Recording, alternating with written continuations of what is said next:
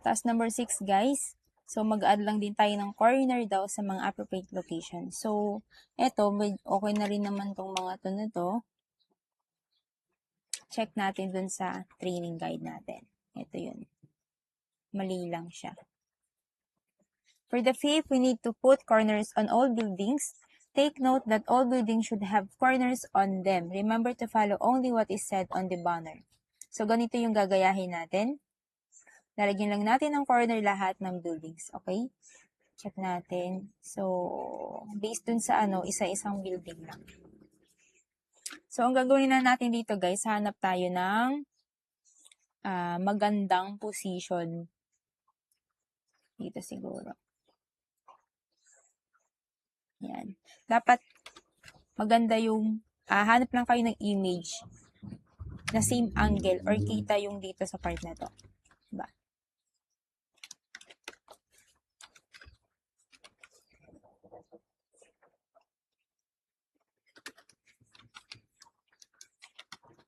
Since eto isang lang naman.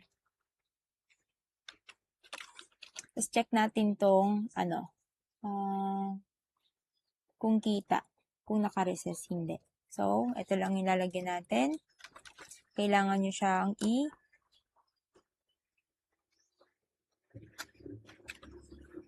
Yan. Okay?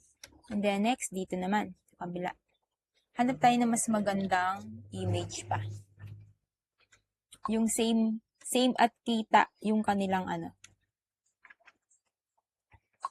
Ito, I think. Yan. Kita yung wall nila. Diba?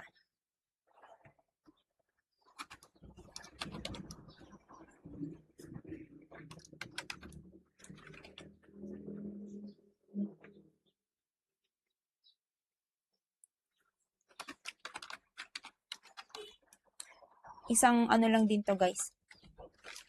Check lang natin to kung yung nasa taas. Okay? Hindi naman siya recess. So, ito lang.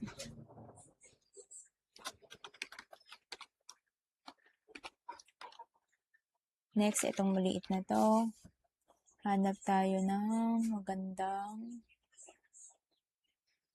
I think ito maganda naman.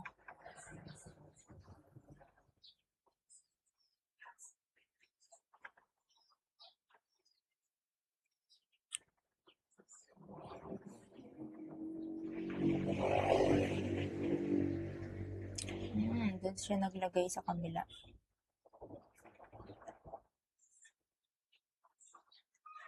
Okay, dito siya naglagay.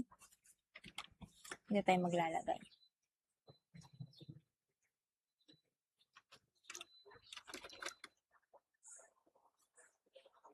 Hindi nakapasok.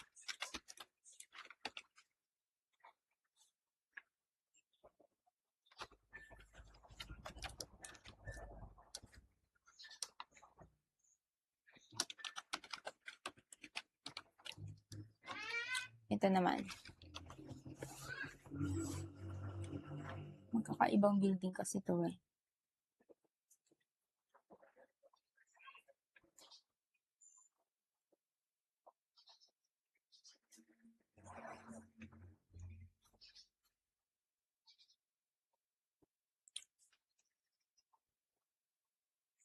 Sana maganda oh. Kasi ibang building to. Ito guys, tig-iisa lang to kasi pantay-pantay lang yung kanilang mga walls.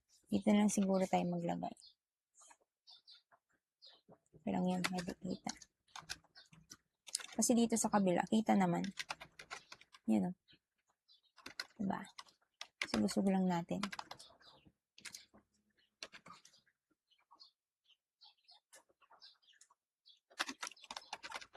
And then group. Basta guys, pag magkakadikit, hirap kayong i-group. Dito nyo lang i-group sa 3D mode.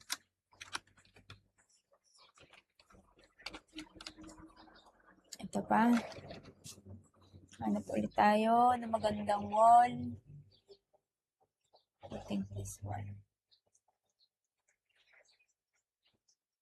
Pwede naman dito, pwede rin dito.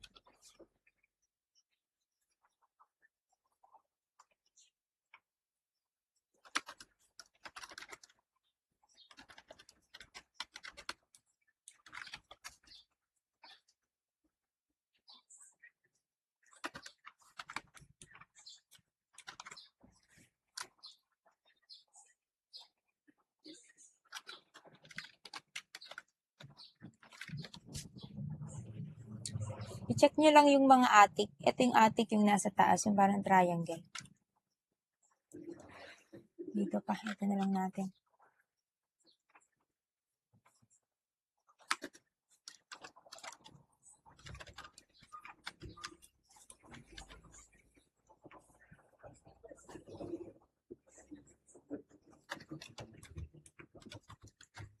Tapos,